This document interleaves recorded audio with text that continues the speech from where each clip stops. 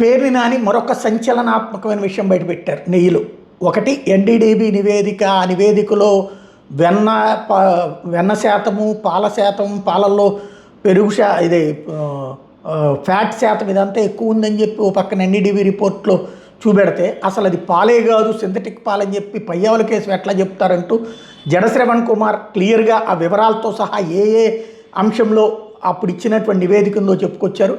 అదే సందర్భంలో సస్పిషియస్ తప్ప సరే మేమేమి నమ్మటం లేదని చెప్పేసి ఆ రోజున నివేదికలో చివరిలో పెట్టింది అన్నటువంటి విషయాన్ని ఇంకొక వైపున ఈయన వైవి సుబ్బారెడ్డి చెప్పుకొస్తే, పేర్ని నాని చెప్పుకొచ్చింది ఏంటంటే హర్ష్ ఫ్రెష్ డైరీనే బోలే బాబా.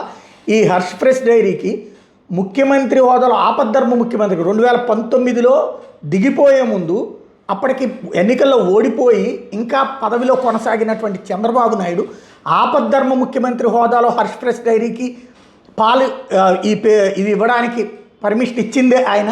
ఆ సంస్థ తర్వాత బోలేబాబా ఆ పేరుతో మారింది. కాబట్టి ఆ రోజున ఎవరిదైతే తీసుకొచ్చారో చంద్రబాబు, ఇప్పుడు వాళ్ళు చేసిన తప్పు అంటే దాని తర్వాతన జగన్ టైంలో నిషేధించారు, దాన్ని తీసుకొచ్చి ఇప్పుడు చెప్తున్నారు. ఎస్పెషల్లీ ఏఆర్ డైరీకి సంబంధించినటువంటిది శాంపిల్స్ తీసింది ఈ ప్రభుత్వం అధికారంలోకి వచ్చాక, ఈ ప్రభుత్వం దగ్గరకు వచ్చిన నెయ్యిలో ఈ ప్రభుత్వం సెలెక్ట్ చేసినటువంటి శాంపిల్స్లో గతంలో జరిగిందని ఎట్లా చెప్తారు, ఈ తప్పుడు మాటలు ఎట్లా చెప్తారు అన్నటువంటి పాయింట్ని రైజ్ చేసుకొచ్చారు.